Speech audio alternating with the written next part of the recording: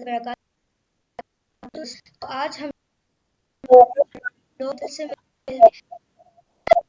इनका जो है आई थिंक वो ये उनके लिए काम कर रहे हैं, होम स्कूलर्स के लिए। इनका पूरा एक सिस्टम है, इसके इससे मुतालिक भी सर राइट से पूछेंगे बहुत सारी चीज़ें, और इनका इंट्रोडक्शन लेंगे डिटेल्स में।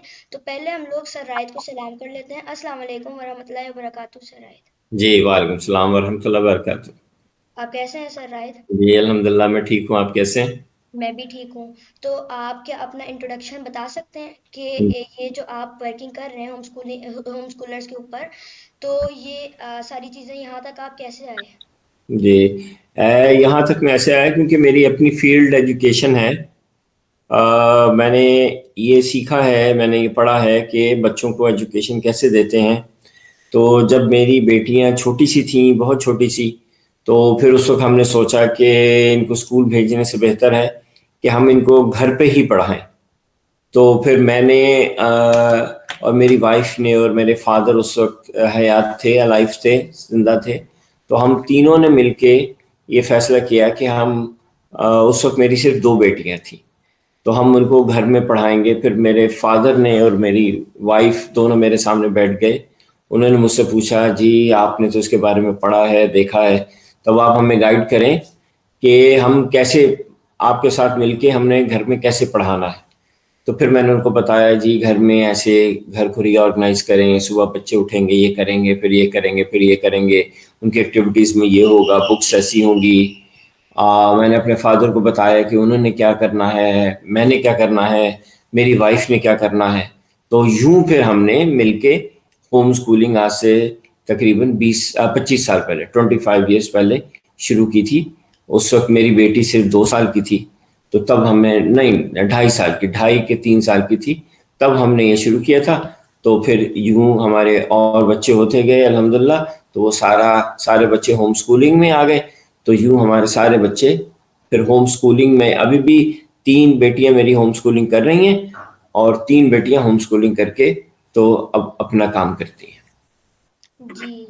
तो मैं भी इस वक्त होम स्कूलिंग ही कर रहा हूँ, लेकिन मैंने स्कूल देखा है। तो क्या आप स्कूल के हवाले से कुछ हमें बताएंगे कि स्कूल हमें जाना चाहिए या नहीं, या हमारे लिए होम स्कूलिंग बेहतर है? देखिए ये हर किसी के अपने हालात पर डिपेंड करता है। हम अपनी सिंगल फैमिली में रहते हैं, ठीक है, हमारा अपना घर है अल्हम्दुलिल्लाह, जिसमें कोई रिश्तेदार आसपास नहीं है, इंडिपेंडेंस है, गार्डन है, सब कुछ है और ओपन स्पेस है। तो हम होम स्कूलिंग कर सकते हैं अगर घर में जो बड़े हैं, जैसे मैं हूँ, मेरी वाइफ हैं और उस वक्त मेरे फादर, तो सारे अगर ये समझेंगे हाँ जी होम स्कूलिंग करनी है, और आसपास लोग आपको क्रिटिसाइज ना करें, आपको सपोर्ट करें या इंटरफेरेंस ना हो, तो फिर आप होम स्कूलिंग कर सकते हैं। लेकिन अगर आपके अपने पास टाइम नहीं है, घर में जो दूसरे बड़े लोग रह रहे हैं वो सपोर्ट नहीं करते, या फिर आपकी आसपास कम्युनिटी में आपको सपोर्ट नहीं मिलती, आपका घर बहुत छोटा सा है जिसमें ऐसा कोई काम हो नहीं सकता, तो फिर शायद होम स्कूलिंग आपके लिए फायदेमंद नहीं है। तो ये लोगों के ऊपर डिपेंड करता है कि उनके हालात क्या हैं, तो फिर ये इसको होम स्कूलिंग का फैसला होता है। जी। तो आप हमें और कुछ चीज़ें बता सकते हैं कि होम स्कूलिंग कैसे की जाती है, होम स्कूलिंग क्या चीज़ है, और उसमें क्या क्या चीज़ें हो सकती हैं? जी, तो होम स्कूलिंग में ऐसा होता है कि बच्चे घर पे रहते हैं, लेकिन घर सिर्फ ये नहीं होता कि वो घर में रह रहे हैं, घर को हम स्कूल में चेंज करते हैं, ठीक है।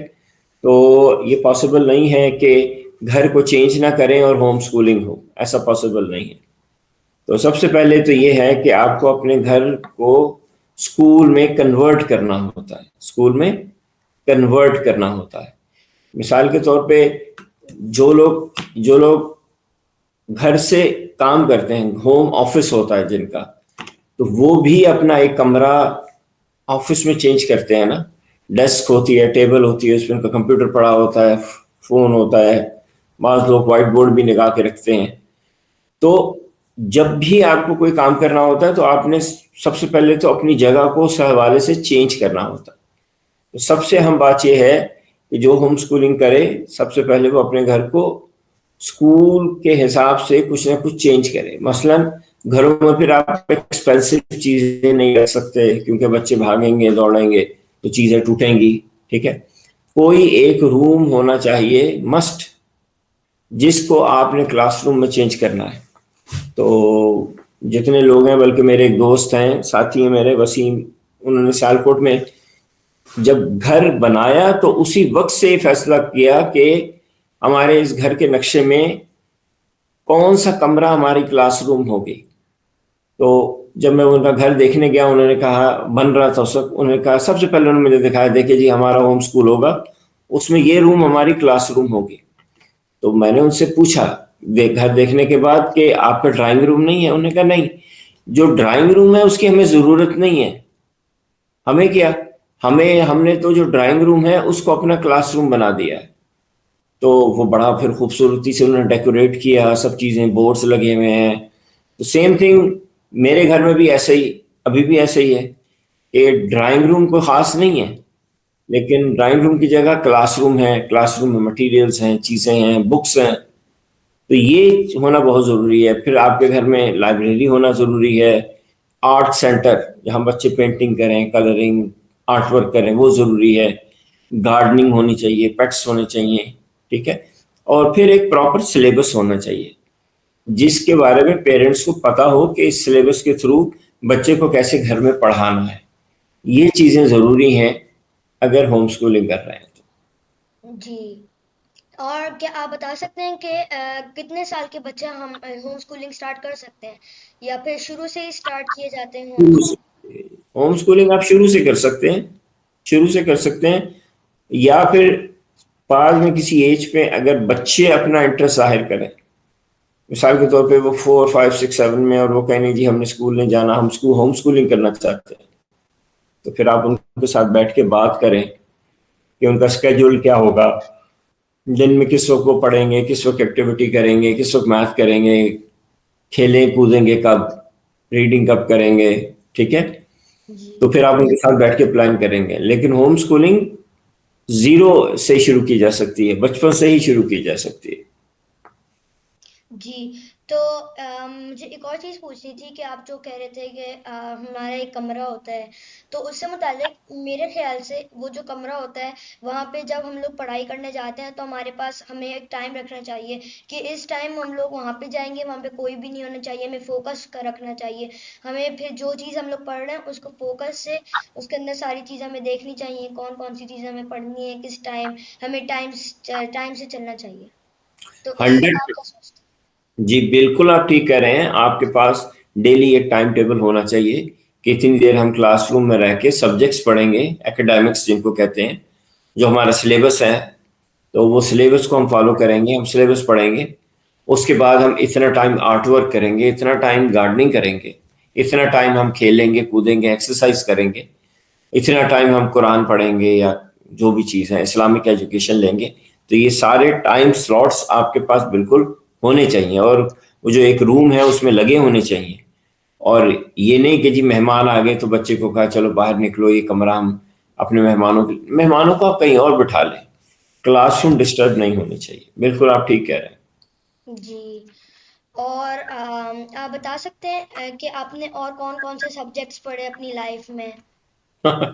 मैंने तो बहुत से सब्जेक्ट पढ़े। मैंने इंजीनियरिंग पढ़ी है, मॉलिक्यूलर बायोलॉजी पढ़ी है, मैंने बिजनेस पढ़ा है। ठीक है, आजकल मैं प्लांटेशन या एग्रीकल्चर पढ़ रहा हूँ, उसके साथ साथ एआई, आर्टिफिशियल इंटेलिजेंस मैंने पढ़ी है। और जाहिर है साइकोलॉजी तो मेरी फील्ड है ही।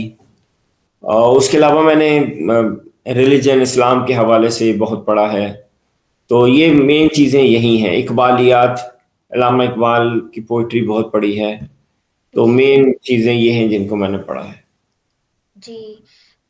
तो इसके अलावा मुझे भी बहुत सारी चीज़ें पसंद हैं। मेरा जो सबसे ज़्यादा मुझे जो सब्जेक्ट पसंद है वो है हिस्ट्री।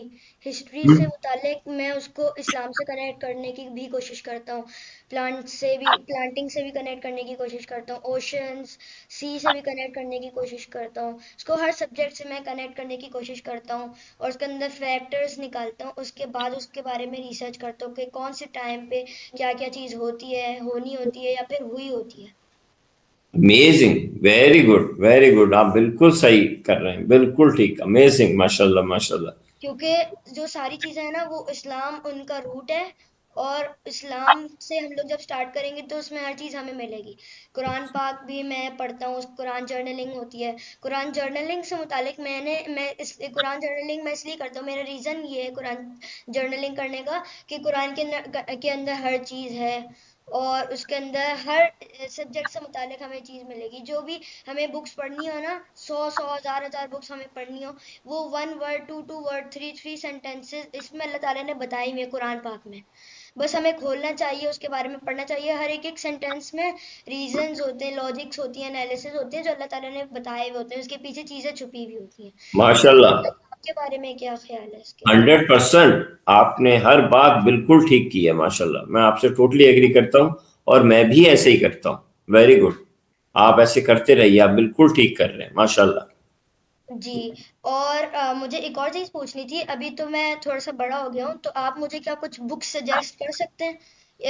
कुछ चीज़ों से मुतालिक, जैसे प्लांटिंग्स की बुक्स हो गई, एनिमल्स से रिलेटेड, हिस्ट्री, एग्रीकल्चर। आपकी क्या एज है अभी? अभी तो मैं 12 ईयर्स का होने वाला हूँ, अभी 11 का हूँ। जून में हो जाऊंगा 12 ईयर्स का। काबिल से। देखिए, कोई भी आपको जनरल किताब, देखिए एक तो हिस्ट्री हो गई ना, तो हम्म। हिस्ट्री में जाहिर है जो सबसे इंटरेस्टिंग दो चीजें पढ़ने की हैं वो उन नबियों के किस्से हैं जिनका कुरान में जिक्र आया है, ठीक है, हजरत मूसा, ईसा, इलियास, यूनस, यूसुफ, ये सारे जो नबी हैं, कससुल कुरान जिनको कहते हैं, कससुल अंबिया भी कहते हैं।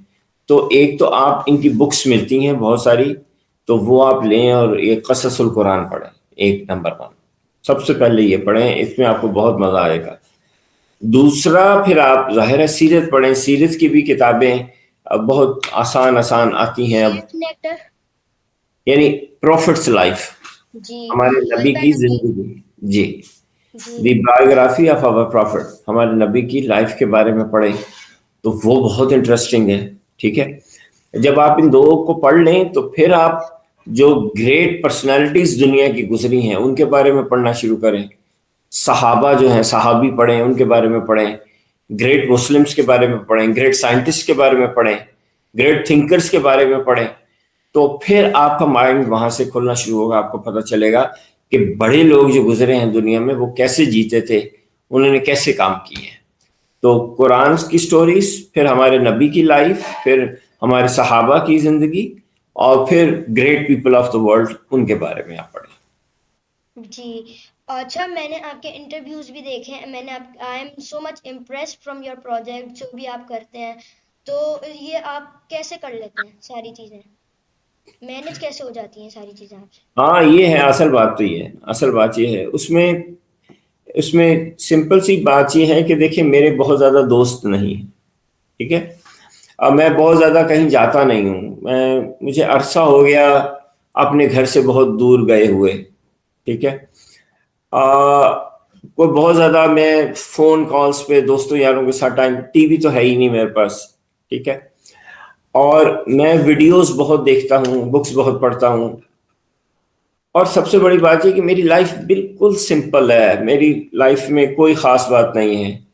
यानी अगर आप मेरे साथ रहेंगे ना, तो अगर आपको ये पता ना हो कि मैं कौन हूं, तो आप समझेंगे ये कोई फकीर सा आदमी है जिसने एक टी शर्ट पहनी हुई है, एक पजामा पहना हुआ है, और वो अगर घर में है तो जमीन पे बस फर्श पे सो रहा है, और बहुत थोड़ा सा खाता है, और बस जिसके बाल अजीब से हैं, सर पे बाल नहीं है, बस अजीब सा, पुराने से बूट पहने हुए हैं, उसके पास वॉलेट भी नहीं है, उसके पास पैसे भी कभी नहीं होते, एक पुराना सा मोबाइल है। तो कोई या तो मुझे पागल समझेगा, तो या फिर समझेगा कि यार ये तो सम फजूल किस्म का आदमी है। जो अगर टाइम कभी लोगों के साथ बैठता भी है तो मजदूरों के साथ, जिनको हम पीएन्स या जमादार बोलते हैं, जो गलियां साफ करते हैं, उनके साथ बैठता है, ड्राइवरों के साथ बैठता है, जो हाई फाई सोसाइटी में नहीं घूमता, रेस्टोरेंट्स में नहीं जाता, बाहर नहीं जाता। तो जितना आप अपनी लाइफ को सिंपल रखेंगे ना, तो आपके टाइम में 24 आवर्स वही रहेंगे, लेकिन आपके टाइम में बरकत पड़ती जाएगी, ठीक है। जी। आपके टाइम में बरकत आएगी, that's number one. So keep your life very simple, very very simple. कोशिश करें कि आप बिल्कुल जो सोसाइटी के लो लेवल के बिल्कुल लोग हैं ना, उनके साथ टाइम स्पेंड करें, उनके साथ उठे बैठे। नंबर वन, फूड सिंपल रखें, अपनी ड्रेसिंग को सिंपल रखें। That's number two. जी। नंबर थ्री, फिर बात यह है कि जो भी आपने नया काम करना है उसको बहुत अच्छी तरह स्टडी करें। ठीक है, स्टडी स्टडी स्टडी, उसके बारे में वीडियोस देखें, बुक्स पढ़ें, लोगों से मिलें, खुद करें और उस काम को सीखें, इस काम को सीखें। तो अभी तो आपकी ये एज है, जैसे आप हैं, तो आप तो हर काम को सीखेंगे ना अपने तौर पे। मैं क्या करता हूं, मैं एक काम को 6 मंथ से ज्यादा नहीं करता, ये मेरा रूल है। तो 6 मंथ तक मैं एक काम को करता रहता हूं, जब मैं उसमें बिल्कुल पक्का हो जाता हूं, मुझे वो आ जाता है, फिर मैं किसी को सिखा देता हूं।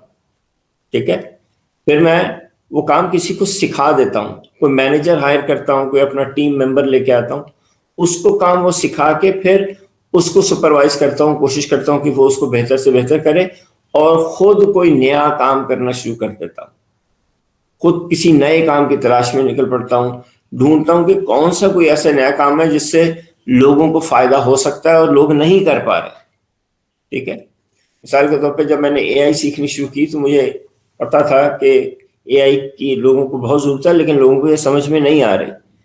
तो मैंने एआई को इतना स्टडी किया कि मैं 12-12 घंटे तक, 6 महीने तक मुसलसल AI के साथ इंटरेक्ट करता रहा, उसको समझता रहा, उसके साथ उसको डेवलप करता रहा, खुद को डेवलप करता रहा।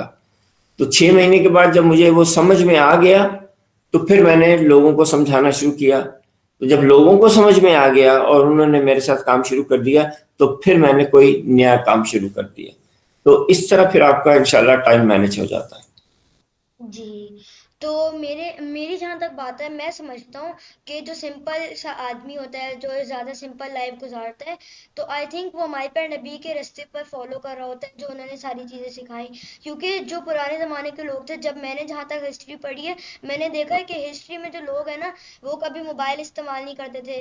उनकी सादी ज़िंदगी थी। वो फार्मिंग करते थे, प्लांट्स की देखभाल करते थे, एनिमल्स की देखभाल करते थे। और वो, आई थिंक अगर इस्लाम की बात करें तो इस्लाम में लोग ये सारी चीज़ें करते थे, अल्लाह ताला की इबादत करते थे, और यही सारी चीज़ें उनमें इनके पूरे सारे दिन गुजर जाते थे। और फिर लोगों के साथ उठते बैठते थे। और आई थिंक ये लोग भी स्टडी किया करते थे। लेकिन आजकल तो ज़्यादा एजुकेशन है जितनी पुराने ज़माने में थी। तो आई थिंक आजकल एजुकेशन करनी चाहिए, लेकिन सिंपल लाइफ गुजारनी चाहिए। क्योंकि आजकल लोग क्या करते हैं कि वो बड़े बड़े उनके घर होते हैं, बड़े बड़े लोगों से बातें करते हैं, और रेस्टोरेंट्स जाते हैं, ज़्यादा खाना खाते हैं, और ज़्यादा सोते हैं। फिर इससे होता ये है कि उनका टाइम भी मैनेज नहीं होता। लेजीनेस एक तो बहुत बड़ी होती है उनकी। और जो है वो कुछ काम नहीं कर पाते। वो जब भी कोई काम करने निकलते हैं या उसकी इंटेंशन बनाते हैं, तो बस उनसे हो नहीं पाता। वो सुस्ती आ रही होती है उनको। वो समझते हैं यार मुझसे तो हो ही नहीं पा रहा ये काम। जैसे बीमार बंदा नहीं होता, बहुत बीमार बंदा, उस तरह से बीमार बंदे की तो बात ही अलग है, वो तो बीमार होता है।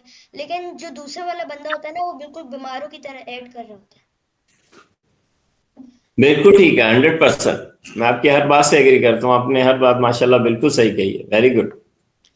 और जहाँ तक एजुकेशन की बात है, जैसे आप दूसरे लोगों को फोकस करते हैं होम स्कूलिंग के ऊपर। होम स्कूलिंग दूसरों को बताते हैं उसके बारे में। I think I am right ना, कि आप होम स्कूलिंग के बारे में लोगों को इन्फॉर्मेशन देते हैं।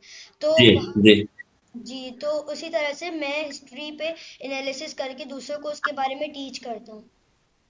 वाह, जबरदस्त, एक्सीलेंट, जी। Very good. और दूसरे टॉपिक्स पर भी अभी मैं देख रहा हूँ, उन पर भी मैं फॉरवर्ड हूँ।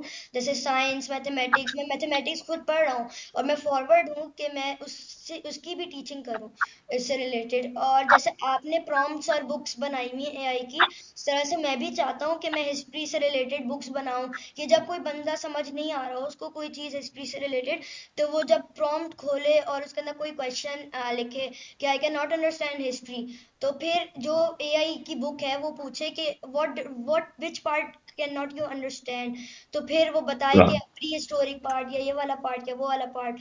तो फिर वो उसके बारे में बताए दूसरी इंफॉर्मेशन जो नॉलेजेस। इस तरह से मैं मैथमेटिक्स, अरबी और कुरान जर्नलिंग के ऊपर भी प्रॉम्प्ट्स बनाना चाहता हूँ। तो इसके मुतालिक आप मुझे क्या सजेशन देंगे?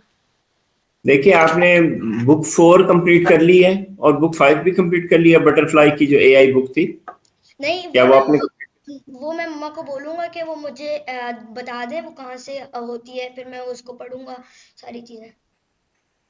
जब आप बुक 4 और बुक 5 बटरफ्लाई की एआई वर्क बुक कर लेंगे ना, तो फिर इंशाल्लाह ताला जो चीज़ आप बनाना चाह रहे हैं फिर वो आपको बनाना आ जाएगी। तो सबसे पहले बुक 4 और 5 कंप्लीट कीजिए, और उसका जब आप एंड करेंगे उसको, तो आपको एग्जैक्टली जो आप चाह रहे हैं वो आपको आ जाएगा, फिर आप वो करना शुरू कर दीजिएगा। जी okay, thank you very much sir रायत।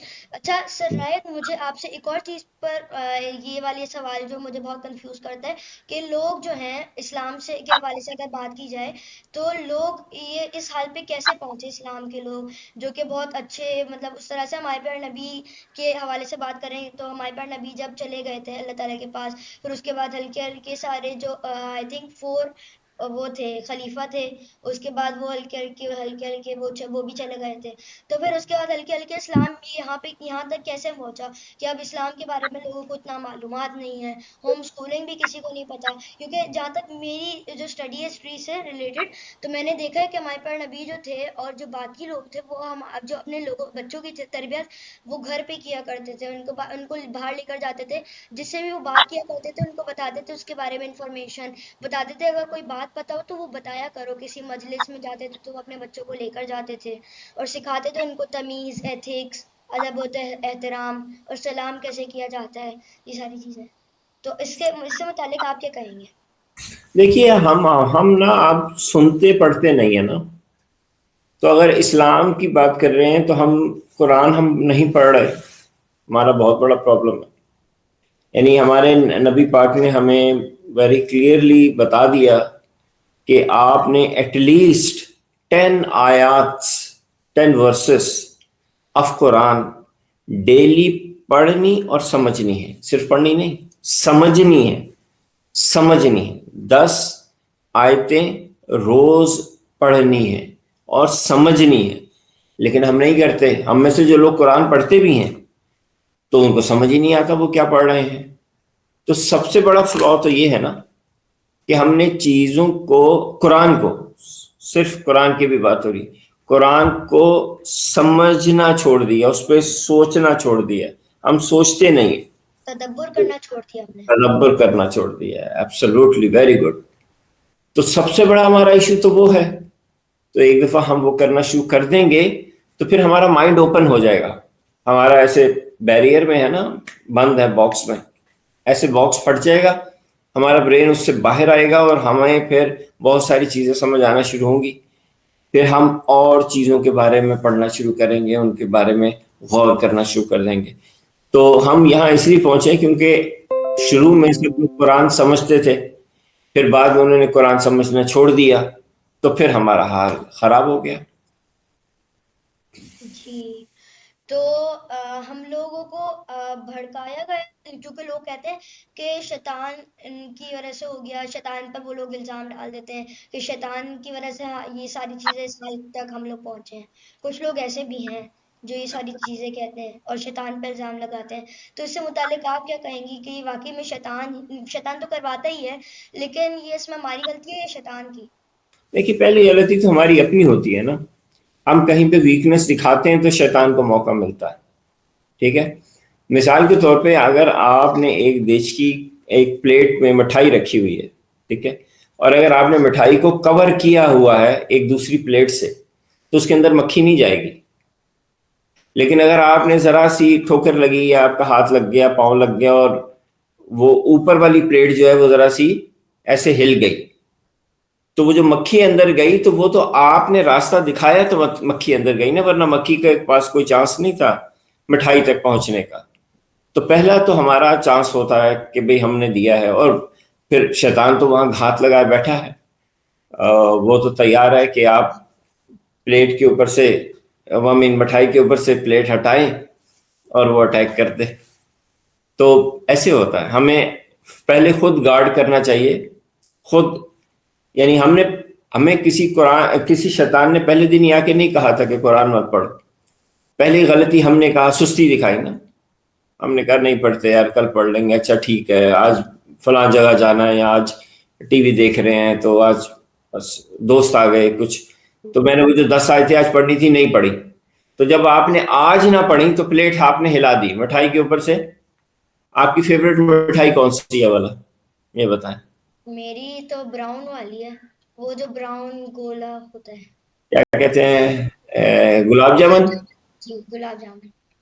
तो आपने गुलाब जामुन के ऊपर से प्लेट हटाई, कुरान ना पढ़ के आज के दिन में, तो शैतान को मौका मिल गया। अब कल से फिर वो अपना काम दिखाएगा। वो आपको कहेगा यार कल नहीं पढ़ा था तो आज भी नहीं पढ़ा, तो बस फिर हमारी वहां से। जगह पे अगर हम लोग बॉक्सिंग शुरू करें, एक्सरसाइजेज शुरू करें, टाइकोंडो स्टार्ट करें, योगा स्टार्ट करें, ये सारी चीज़ें, तो फिर हम लोग आज कर लें, फिर हम लोग कल जाने की तो कोशिश करें, लेकिन फिर हम लोग ना ना जा सकें सुस्ती की वजह से, नींद आ रही हो या कुछ और करना हो, फिर उसके बाद अगले दिन भी ना जा सके। लेकिन अगर हमारी बीमारी हो और फिर उसके बाद हमें दिल ना चाह रहा हो जाने का, फिर क्या कहेंगे?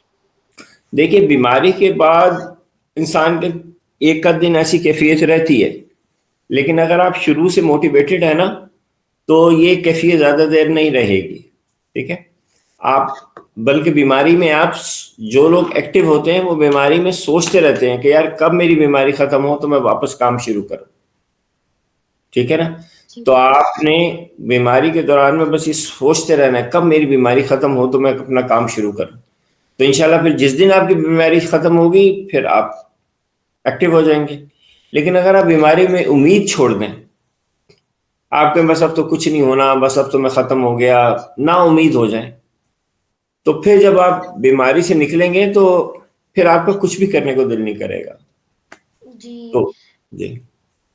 तो आपने सारी चीज़ें सही कही। अब मेरे पास एक और सवाल है कि जो माएँ होती हैं, वो अगर हमें कुछ कह दें, जैसे हमारे पास रिस्पॉन्सिबिलिटीज़ होती हैं जो हम बच्चे हैं, जैसे जग फिल करनी है, बॉटल्स फिल करनी है पानी पीने के लिए, तो हमारी ये वाली ड्यूटीज़ होती हैं, और lock lock the door before you sleep, और बेड झाड़ना होता है बिफोर स्लीपिंग।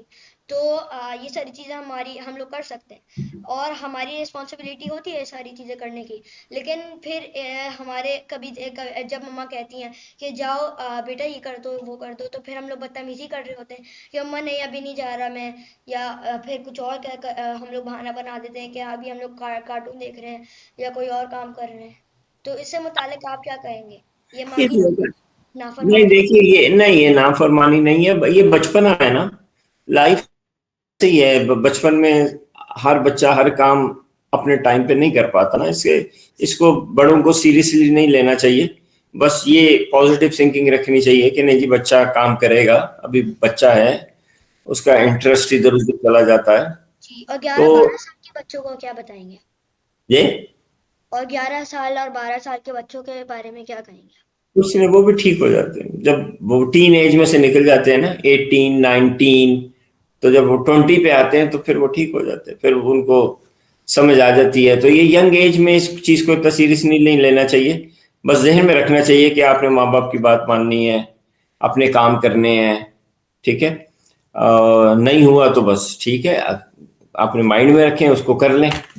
बचपना है, लाइफ ऐसे ही है, हर आदमी परफेक्ट नहीं होता, बचपन में तो कोई भी परफेक्ट नहीं होता। जी। और आप क्या हमें ये वाली बात बता सकते हैं कि कुछ बच्चे ऐसे भी होते हैं जिनको बहुत दिल चाहता है अपना टाइम मैनेज करने के बारे में, लेकिन वो कर नहीं पाते? तो अगर मुझे भी करना हो अपना टाइम मैनेज, तो मैं कैसे करूँ? देखिए, सबसे अहम बात तो ये है कि जो गैजेट्स है ना उन पर टाइम कम स्पेंड करें, फजूल की गैजेट्स पे, मोबाइल और लैपटॉप और टीवी जो है ना, तो ये तीन गैजेट्स पे आप टाइम कम स्पेंड करें तो टाइम खुद ब खुद मैनेज हो जाएगा। जी। बेसिकली ये तीन गैजेट्स हैं जो इंसान के टाइम को तबाह कर रही हैं। बस इन पे कंट्रोल कर ले, मोबाइल, लैपटॉप एंड टीवी। तीन स्क्रीन है ना, तीन स्क्रीन से बस दूर हटने की कोशिश करें। तीन स्क्रीन पे टाइम स्पेंड करें। अगर आप कुछ लर्निंग कर रहे हैं, वीडियोस देख रहे हैं, चीजें देख रहे हैं, एजुकेशनल वीडियोस, तो फिर तो वो ठीक है, वो टाइम का वेस्ट नहीं है, वो आपके काम आएगा आगे चल के। जी। तो पहली बात तो ये है कि आपने बताया था कि आपके टीवी नहीं चलता, तो कितने सालों से नहीं चलता? 25 साल तो हो गए, 25 ईयर्स, जब से हमने होम स्कूलिंग शुरू की तब से नहीं है। जी। तो आपने तीन तीन गैजेट्स के बारे में बात की, तो हमारे घर में भी टीवी तो नहीं चलता, अलबत्ता फ़ोन चलता है और टैबलेट चलता है, मेरा अपना टैबलेट है। और ये जो दो चीज़ें हैं ये मैं एजुकेशनल के वीडियोस के लिए चलाता हूँ। जैसे मैंने अभी आपको हिस्ट्री के बारे में बताया, तो मैं 24 आवर्स हिस्ट्री के हवाले से ही बहुत सारी चीज़ें निकाल रहा होता हूँ। जैसे अगर साइंस का टॉपिक हो गया तो साइंस की हिस्ट्री पढ़ लेता हूँ, उसके बारे में पढ़ लेता हूँ कि ये कौन सा साइंटिस्ट था, फिर इसने क्या इन्वेंट किया है ऐसा, और ये इसको हिस्ट्री से मिलाने की कोशिश करता हूँ। तो इसमें गैजेट्स की भी ज़रूरत पड़ जाती है। फिर दूसरी चीज़ ये कि जैसे मैंने अभी आपको बताया टीचिंग के हवाले से, तो जो जब मैं हिस्ट्री की टीचिंग करता हूँ तो मैं सिर्फ बोलता नहीं हूँ, इसके अलावा मैं लिखता भी हूँ। तो उसके लिए मुझे पावर पॉइंट पर जो चीज़ें बनानी पड़ती हैं, उसके लिए मैं भी लैपटॉप इस्तेमाल करता हूँ। तो तो वो तो सही है ना, वो इसमें काउंट नहीं होता जो मैंने कहा है।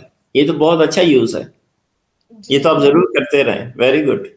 और जो बच्चे बहुत ज़्यादा कार्टून देखें हैं और ये वाली सारी चीज़ें करें, तो फिर उस वक्त पेरेंट्स को क्या करना चाहिए? उससे सख्ती करनी चाहिए। ऑफ कोर्स पेरेंट्स अल्लाह ताला ने बनाए इसलिए हैं कि वो एक बच्चा जो अभी यंग है और उसको बहुत सारी चीज़ों की समझ नहीं है, उसको गाइड करने में, उसको अपने आप को कंट्रोल करने में वो अपना रोल प्ले करे।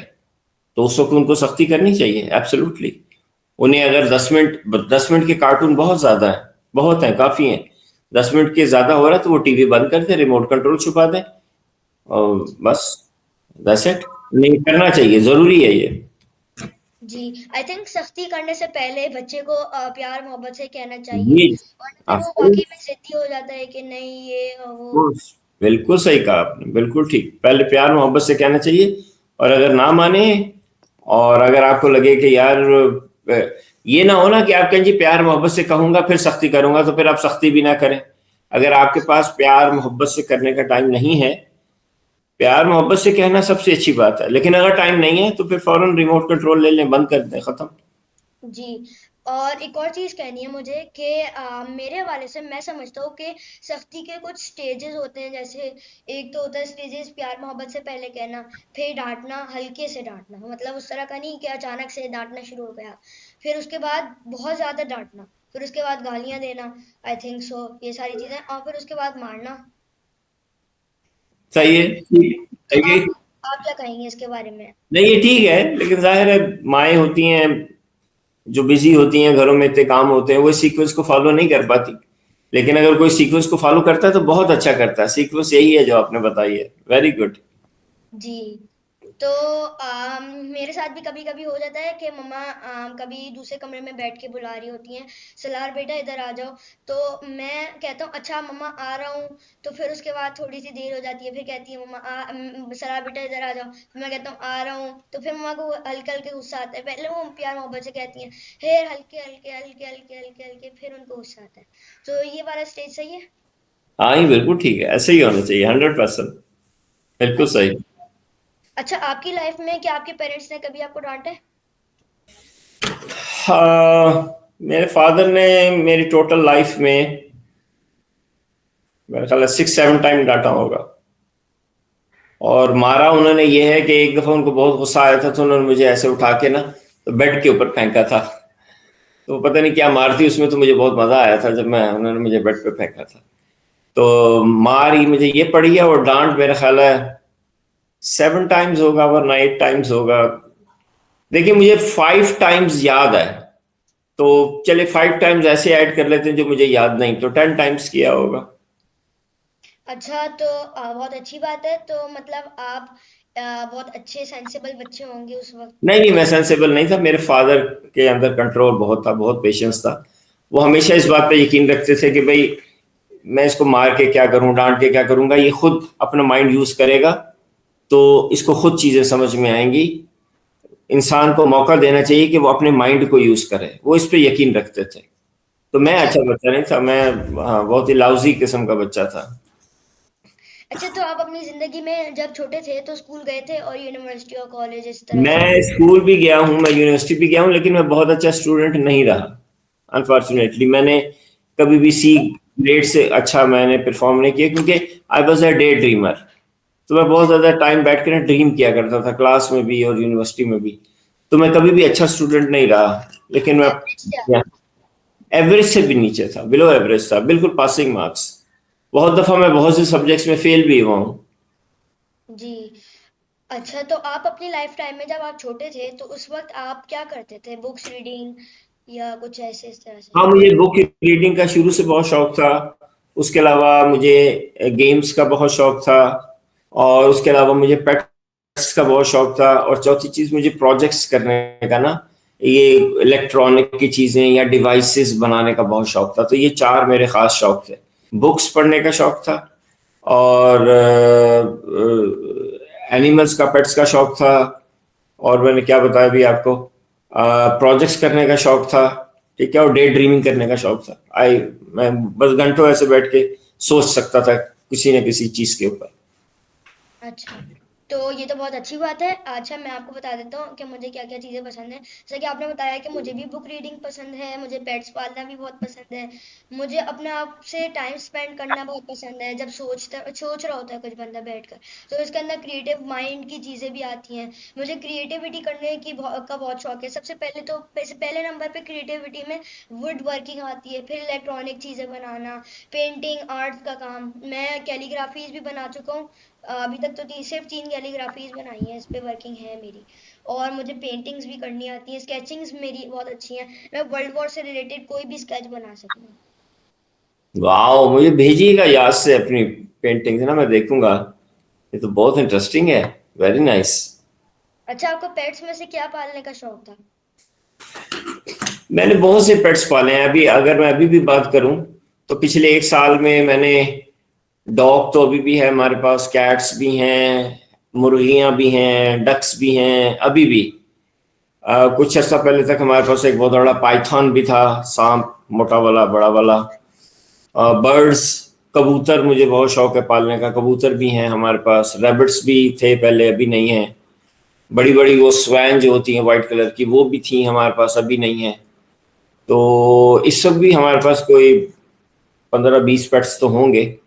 और सारी पेट्स पालने का शौक है मुझे। पेट्स का बहुत शौक है। अच्छा, तो आप जब आप छोटे थे तो आपका ये ख्याल था कि जब आप बड़े होंगे तो आप बहुत सारे पेट्स लेंगे, अपने घर को जू बना हमारे देंगे? फादर को, एक्चुअली मेरे फादर को पेट्स का बहुत शौक था। तो हमारे घर में बचपन से पेट्स बहुत रहे हैं। मैंने तो अब दुम्बा नहीं पाला, वरना मैं जब छोटा था तो मेरे फादर ने दुम्बा भी पाला हुआ था। हमारे घर में दुम्बा, कुत्ता, मुर्गियां हमेशा रही हैं। दुम्बा, कुत्ता, मुर्गियां, और कबूतर भी। दुम्बा, कुत्ता, मुर्गियां और कबूतर, ये हमेशा रहे हैं बचपन से, मेरे बचपन से। और आपने कभी क्या फिशेस पाली हैं? फिशेस भी हैं, हाँ बिल्कुल, फिश भी हैं हमारे पास, बिल्कुल है। वो तो दिन से निकल गए हमारे। जी। और तो यही सारी चीज़ें हैं।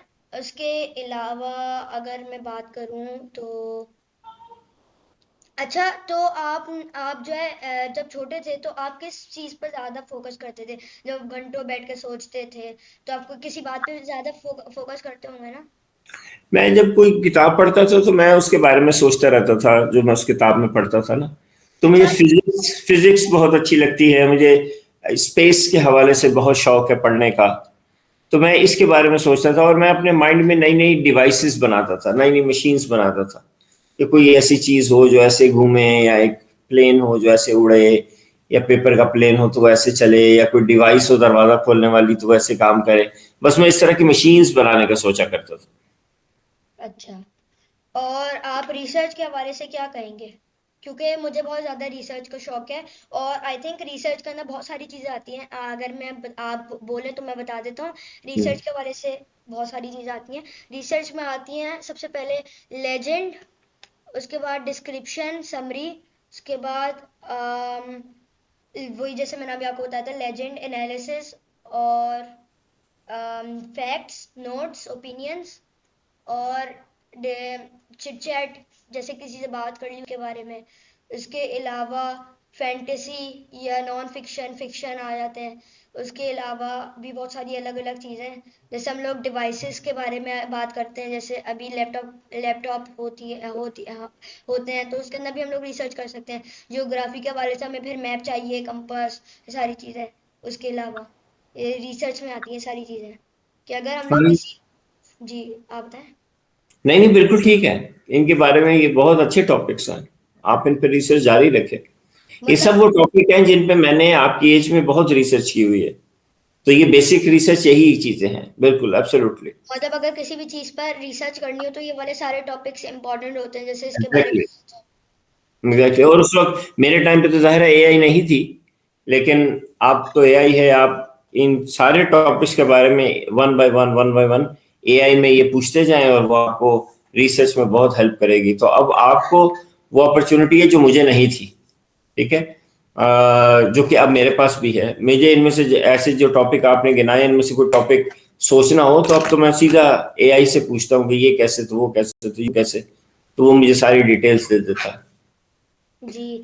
तो आपने बचपन में कौन कौन सी बुक्स पढ़ी है?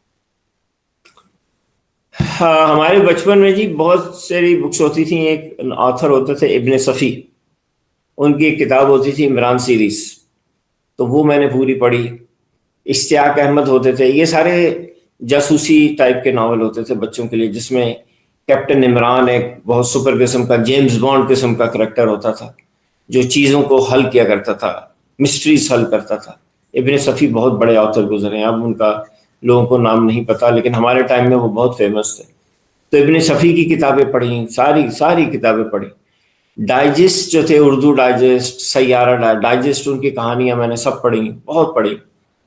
इंग्लिश की तो फिर बहुत कहानियां पढ़ी, नॉवेल्स पढ़े, चीजें पढ़ी, इकबाल, लामा इकबाल की पोइट्री पढ़ी, बहुत कुछ पढ़ा। अच्छा, बात आपने चीजें ऐसी पढ़ा इलामा इकबाल का? जी पढ़ा जाहिर है। जी, जाहिर है, अच्छा। बिल्कुल। उसके अलावा आप क्या कहेंगे कि एआई भी प्रोग्रामिंग से बनता है? जैसे पाइथन प्रोग्रामिंग्स होती हैं, वो तो थोड़ी सी एडवांस्ड प्रोग्रामिंग से बनता होगा ना, लेकिन इसी जी तरह की प्रोग्रामिंग होती है। हाँ, एआई जो है ना एक बिल्कुल ही अलग तरह से बनता है। उसमें पाइथन से उसको कंपेयर करना ना एक बहुत छोटी सी बात हो जाती है। अभी तो हम ये नहीं सोच सकते कि एआई कैसे बना है। हमें तो अभी ये सोचना चाहिए कि एआई क्या क्या कर सकता है हमारे लिए, और हमने उसको कैसे कैसे इस्तेमाल करना है। उसके बनने में मत सोचें। अभी कल ही मैं उसके हवाले से एक और वीडियो देख रहा था, एक और चीज पढ़ रहा था। तो वो आप जितना उसके बारे में सोचेंगे ना ये कैसे बना, तो उतना ज्यादा हम कंफ्यूज हो जाएंगे। हाँ, हम ये सोचें, ये उससे काम लें, जैसे अभी आपने रिसर्च के टॉपिक्स गिनाए, कि हम उसको इस्तेमाल कैसे करें। जी। अच्छा, आप क्या कहेंगे इजराइल के हवाले से? ज़ाहिर है इसराइल ने हम मुसलमानों के इलाके पे कब्जा किया हुआ है। हमारे फ़लस्तीनी भाई बहन जो हैं वो बहुत बहादुर हैं, बड़े हौसले के साथ वो लड़ रहे हैं। अल्लाह ताला उनको इसका बहुत बड़ा अजर देगा, गाजी या शहीद। तो अगर वो शहीद होते हैं बैतुल मक़दिस को बचाते हुए, तो इससे बड़ी तो कामयाबी कोई हो ही नहीं सकती। हमें लगेगा कि जी कोई शहीद हो गया तो जिंदा रहता तो अच्छा रहता, लेकिन नहीं। ये तो अल्लाह को मालूम है और उन लोगों को मालूम है कि वो इस कॉज में शहीद होंगे, तो उनके लिए कितनी अच्छी बात है। हमें तो खुश होना चाहिए कि इस्लाम और बैतुल मक़दिस के लिए हमारे इतने भाई शहीद हो रहे हैं, और हमारी दुआ होनी चाहिए कि हमारा भी एंड ऐसे ही हो, हम भी शहीद हों। नॉर्मल डेथ नहीं हमें सोचनी चाहिए कि मैं नॉर्मली बेड पे मर जाऊंगा, बीमारी होगी, कैंसर हो गया, कोई चीज हो गई, हार्ट अटैक हो गया, शुगर हो गई, ब्लड प्रेशर में मर गया। नहीं, हमें शहीद होके मरना। इस्लाम में नॉर्मल डेथ का कोई कॉन्सेप्ट नहीं है, इस्लाम में सिर्फ शहादत का कॉन्सेप्ट है, शहीद होना। तो उसके हमारे अलावा। भाइयों, जी। तो उसको अल्लाह ताला ने हमारे उन साथियों को मौका दिया, अल्लाह ताला हमें भी मौका दे, और हमें उनकी मदद करने का, उनका साथी बनने का मौका दे। हमें तो अपने लिए दुआ करनी चाहिए ना, वो तो एक बहुत बड़े कॉज के लिए काम कर रहे हैं। हमें दुआ करनी चाहिए कि अल्लाह ताला हमसे भी कोई ऐसा बड़ा काम ले ले। जी।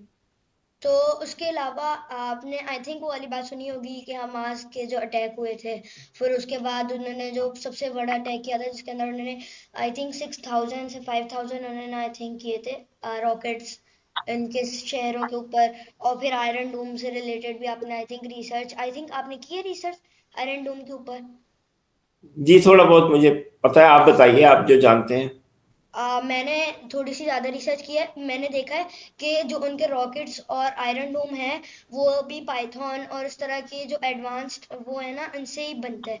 अब वो जो आयरन डोम है ना उसके अंदर कुछ तरह के रॉकेट्स डलते हैं। सबसे ज़्यादा जो मुझे पता है वो है आई थिंक पाइथन 5। तो उसका नाम है रॉकेट का नाम। तो वो भी वो एक कैमरे वाला रॉकेट है। अब आप ये वाली चीज शायद सोचें कि आई थिंक आपको ये वाली बात पता होगी कि जो इसके रॉकेट्स हैं आयरन डोम के, वो गाइडेड रॉकेट्स हैं, जो कि आई थिंक गाइडेड हैं। और वो जब किसी टारगेट को देख लेते तो वो अपने माइंड में रख लेते हैं, उसके पास उनकी लोकेशन होती है, और वो वहीं जाके हिट करते हैं जहाँ पे वो जा रहे होते हैं। तो वो जो है वो पाइथन से ही, और इस तरह के जो डिजिटल एप्स हैं ऑनलाइन, जो ये गाइडेड मिसाइल हैं, ये मुझे बनाने आते हैं, लेकिन I think I don't have resources. इसी वजह से मैं ये बना नहीं सकता, क्योंकि इसमें थोड़ी सी मेहनत, वो मेहनत तो मैं कर ही सकता हूँ, क्योंकि मुझे क्रिएटिविटी का तो वैसे ही शौक है मेहनत करने का, लेकिन मेरे पास रिसोर्सेज नहीं है, जैसे मेटेलिक स्टफ वगैरह इस तरह से, वरना मुझे भी गाइडेड मिसाइल्स बनाने आते हैं जो उड़ने वाले हों। तो मुझे लगता है कि जो गाइडेड मिसाइल्स होते हैं वो कंप्यूटर से ही बनते हैं। कंप्यूटर पे पहले उनके प्रोग्रामिंग्स किए जाते हैं कि इस जगह पे, अगर इस जगह पे कोई टारगेट हो तो फिर उसको एलिमिनेट ऐसे किया जाए, और इस तरह से उसको यहाँ पे मारा जाए। अगर वो कहीं और उड़ जाए तो फिर उसको ट्रैक किया जाए, तो ट्रैकिंग के लिए अलग सारी चीज़ें, एल्गोरिदम बनाया जाता है, स्टेप बाय स्टेप हर चीज़ होती है। तो मुझे लगता है कि जो उसके इसी वजह से उसको कहा जाता है, आई थिंक दुनिया का सबसे एडवांस्ड रॉकेट मिसाइल जो गाइडेड मिसाइल है, पाइथन 5। तो मुझे लगता है कि उसकी कॉस्ट ज़्यादा इसलिए है क्योंकि वो गाइडेड मिसाइल है, और वो कंप्यूटर से बना उसका एल्गोरिदम है, सारी चीज़ें। आई थिंक आपको समझ आ गई हो। जी बिल्कुल, बिल्कुल सही है। तो तो हमारा 1 आवर कंप्लीट हो गया। हम आज इस सेशन को यहीं क्यों ना एंड कर लें? जी। हाँ और जी, फिर अगले सेशन में मैं आप लोगों को आपको जो है और भी क्वेश्चंस बताऊंगा उसके बारे में। और एक और चीज़, बस मुझे आप आखिरी क्वेश्चन पूछना था कि आपका हाउस कहाँ है, और मैंने सुना है कि वो उसको विजिट करते हैं लोग, तो क्या मैं जी भी जा मेरा जी मेरा हाउस जो है वो मलीर में है। द फाल्कन एक जगह है, एयरफोर्स का जो हाउसिंग सोसाइटी है, मैं सकती? उसमें रहता हूँ। जी। तो हमारे घर को वाकई लोग विजिट करने आते हैं, क्योंकि होम स्कूलिंग के लिए हमने इसको अरेंज किया हुआ है। इसमें सेटिंग है बाकायदा होम स्कूलिंग के हवाले से। तो लोग हमें विजिट करने आते हैं। हमने छोटा सा फार्म बनाया हुआ है, लोग उसको भी देखते हैं, हमारी लाइब्रेरीज और हमारे बच्चे कैसे काम करते हैं। तो जी, आते हैं लोग हमें विजिट करने। तो मुझे भी ये सारी चीज़ें पूछती थी, क्योंकि मुझे भी दिल चाह रहा था कि मैं अपनी मम्मा के साथ विजिट करूँ ज़रूर अपने। आइएगा। आप कहाँ रहते हैं? मैं तो यहाँ हरमैन गुलशन इकबाल में रहता हूँ। अच्छा, गुलशन यानी आप कराची में रहते हैं? जी, कराची में ही मैं भी रहता हूँ। हाँ, तो आप तो हमारे घर से कोई 12 किलोमीटर दूर रहते हैं, तो आइए ज़रूर हमारे घर। ठीक है, जी, जज़ाकल्लाह। तो शुक्रिया जी। जी, तो हम लोग यहीं सेशन हम लोग अपना एंड करते हैं। तो thank you very much dear brothers and sisters. अब हम लोग अपना सेशन रैप अप करते हैं। जज़ाकल्लाह खैर। अस्सलाम वालेकुम वरहमतुल्लाहि वबरकातुहू। Sir right. Thank you very thank you. Much. Allah हाफ़िज़। हाफिज़।